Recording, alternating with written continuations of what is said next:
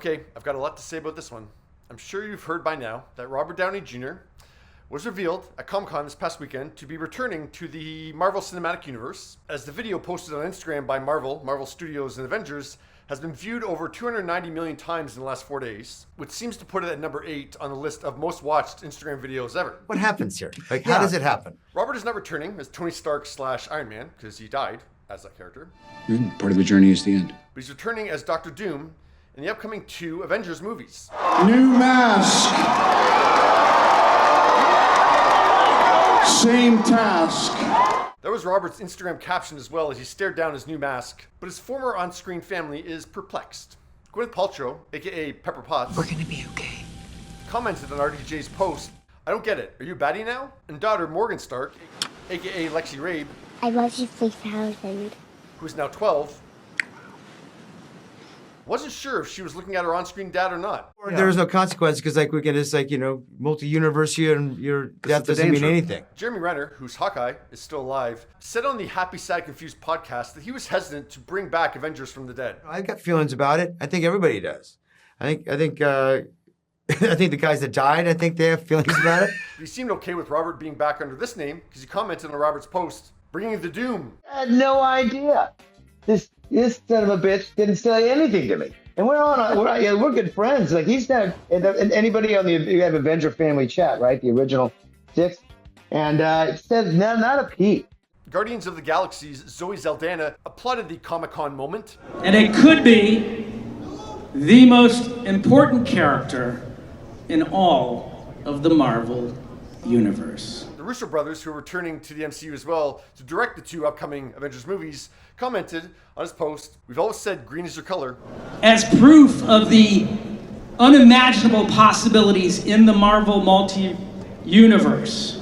And yeah, given the multiverses and portals and blah, blah, blah, blah, it's not hard to narratively explain why Victor Von Doom is going to look a lot like Tony Stark. What was your name again? What did I tell you? I like playing complicated characters. And I have no doubt Robert Downey Jr. will be fun in the role. So now that that's all out of the way, let's really talk about this, because this casting is so consequential, so misguided, so disappointing, so disheartening, and so wrong. If you guys wouldn't mind looking ahead a little bit with me to Phase 6. Oh my God! 2 years ago at Comic-Con, Marvel president Kevin Feige, who was getting a little bit too cocky probably at this moment, And there are 2 films that bring Phase 6 to a close. revealed that the title of the first upcoming Avengers movie was going to be called The Kang Dynasty. Kang is the villain that Jonathan Majors had debuted as in Season 1 of Loki and continued in Season 2. And just who are you?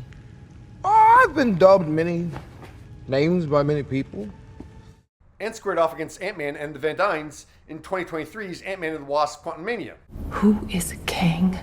A month after that film's release, Jonathan was arrested for domestic violence, and on the same day he was found guilty of assault and harassment, December 18th, Marvel decided to fire him.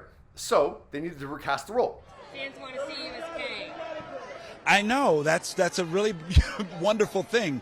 I'd be delighted to join the MCU if they have room for me. I don't know. In a move they've never pulled before, instead of putting another black actor on the payroll, they've hired a white actor to play the villainous role in the 2 upcoming Avengers movies. Why, Kevin Feige? Does anybody have any questions? No. Bye, everybody. Thank you. That's one of the many questions that Kevin jokingly didn't answer after the Robert reveal. But yeah, a role was taken away from a black actor and given to a filthy, rich white actor who's not qualified for the position. Yeah, heartbroken. You are? Yeah, of course. Come on. Yeah, of course. TMZ got Jonathan Majors' reaction today as he left the gym, I think. I mean, why do you think that's the case, though? Like, for them? Wow. I don't know. Now, even if you just want to stick to this Doctor Doom thing, the fact that Marvel didn't just hire another qualified actor, there's dozens of actors that would have been qualified to do this role. I think we're going to need the greatest actor in the world to play that character. They spent $80 million to bring back Robert Downey Jr. That's insanity. Your fellow Avenger, Robert Downey Jr., is back in the MCU as Doctor Doom. They just shared it. Judging from his head whip when the Hollywood Reporter told him the news, I have a feeling Anthony Mackie wasn't in the know that Robert was coming back. How does it feel to be welcoming him back into the MCU?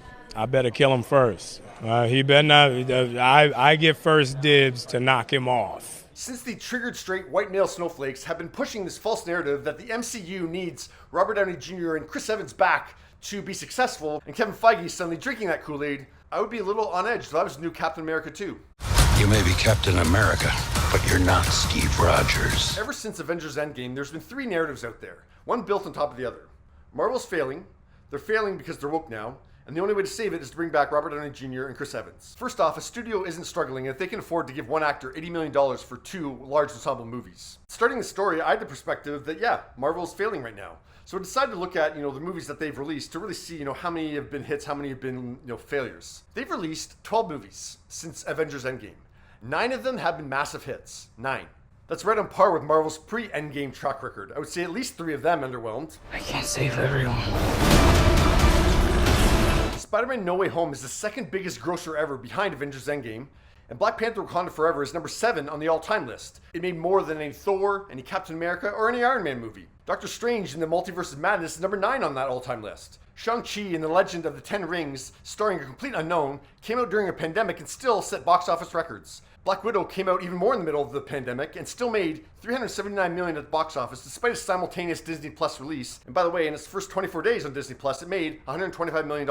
Thor Love and Thunder was the highest grossing of the 4 Thor movies. The second Spider-Man movie without Robert Downey Jr. did better than the one with Robert Downey Jr. Guardians of the Galaxy Volume 3 grossed more than the original. And oh yeah, there's also that show WandaVision that scored 22 Emmy nominations. After releasing 22 movies in 11 years, there would be some inevitable audience drop-off or audience fatigue, but there's hardly even been any of that. Plus, since Endgame, there's been some really exciting casting choices, like Julia Louis-Dreyfus, who would act circles around Robert Downey Jr., Harrison Ford, Florence Pugh, Rachel Weisz, David Arbor, Michelle Yeoh, Haley Steinfeld, Mahershala Ali is still coming. You can still do more with Michelle Pfeiffer. You don't need to spend $80 million to bring back Robert Downey Jr. We give you the one person who could play Victor Von Doom. This is the Robert Downey Jr. who hasn't proven to be much of a box office draw outside of his Tony Stark role and Sherlock Holmes, including the massive failure that was Dolittle. It's more important to bring back the Russo brothers, to direct the movie, because they did a great job with Avengers Endgame. And the thing that pisses me off is that with or without Robert Downey Jr., the Avengers movies were going to be successful. But with him in them now, you know who's going to get full credit when those films are successful. Now, we'll never know the alternative, but Marvel is expecting a return on their investment.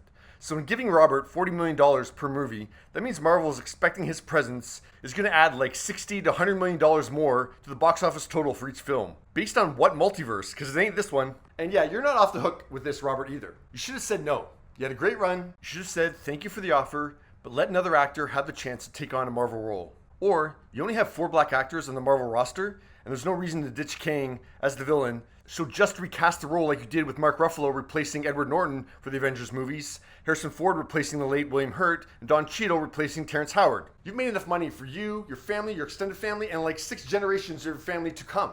You don't need this money, Robert. It's not going to be a creative challenge for you. It's you being greedy. The only way I'm going to be okay with this is if he takes all of that $80 million and donates to people who actually need it. It's very disappointing that Marvel did this. What do you think?